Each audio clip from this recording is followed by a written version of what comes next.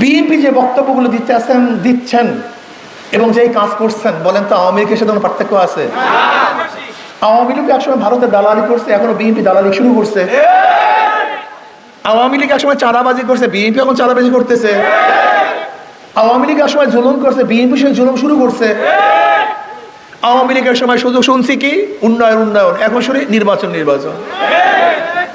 অথচ অন্তর্বর্তীকালীন সরকার তো এসেছিলেন তিনটা কাজ নিয়ে: সংস্কার, এরপরে বিচার, এরপরে নির্বাচন। সুন্দর একটা নির্বাচন উপহার তারা দিবেন, গ্রহণযোগ্য নির্বাচন উপহার দিবেন। কিন্তু সংস্কার ব্যতীত যদি নির্বাচন দেয়, আপনারা বুকে হাত দিয়ে বলেন প্রশাসনের এখন যে অবস্থা, এই অবস্থা যদি নির্বাচন দেয় তাহলে গ্রহণযোগ্য নির্বাচন হবে? মানুষ কি তার ভোট অধিকার প্রয়োগ করতে পারবে? সেন্টার আবারও দখল হবে, আবারও বাক্স চুরি হবে, আবারও মারামারি খুনে হবে, প্রশ্নবিদ্ধ নির্বাচন হবে। যদি প্রশ্নবিদ্ধ নির্বাচনই হয় তাহলে আমরা রক্ত দিলাম কেন? জীবনের মায়া ত্যাগ করে রাস্তায় ছিলাম কেন? বিশ্বাস করবেন না, আমি চ্যালেঞ্জ দিলাম, ইসলামী আন্দোলন বাংলাদেশের যেই মাপের লিডাররা রাস্তায় ছিলেন জুলাই আগস্ট বিপ্লবে, বাংলাদেশের অন্য কোনো দলের লিডারদেরকে রাস্তায় দেখবেন না। আমাকে দেখান তো বিএনপির একজন লিডারের ছবি দেখান তো, একজন, দুইজনের দরকার নেই, একজন। জামাতের একজন লিডারের ছবি দেখান তো, সামনের কাতারে জামাতের একজন লিডারের ছবি দেখতে পারবেন না। ইসলামী আন্দোলন বাংলাদেশের সর্বোচ্চ লিডাররা মাঠে ছিলেন। কাজে জুলাই বিপ্লব এটা আমাদের অর্জন, এই জনগণের অর্জন, ছাত্রদের অর্জন, মাজলুম জনতার অর্জন, সাধারণ জনগণের অর্জন। এটা কোনো দলের অর্জন না, কোনো ব্যক্তির অর্জন না। মানুষ শান্তি চায়, মুক্তি চায়, মানুষ শান্তিতে বসবাস করতে চায়। কাজে আমি অনুরোধ করবো সবাই, আর জালেমদেরকে ভোট দিয়েন না, চাঁদাবাজদেরকে আর ভোট দিয়েন না।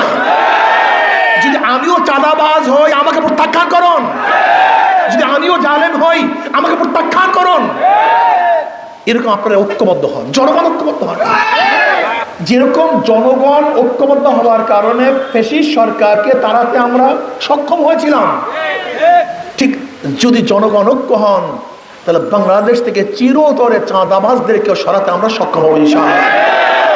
বাংলাদেশের মাসনাদে দ্বিতীয় আর কোনো চাঁদাবাজ ক্ষমতা আসতে পারবে না। বাংলাদেশের মাসনাদে কোনো দুর্নীতিবাজ দ্বিতীয়বার ক্ষমতা আসতে পারবে না। বাংলাদেশের মাসনাদে কোনো জালেম, ডাকাত, লম্পট এবং গুন্ডাদেরকে আর ক্ষমতায় বসানো হবে না ইনশাআল্লাহ। আপনারা ঐক্য হন, জনগণ ঐক্য হন।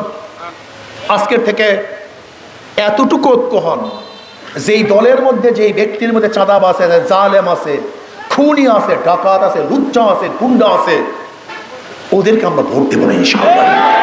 যদি হাত পাখার মধ্যেও এই গুণগুলি থাকে প্রত্যাখ্যান করুন।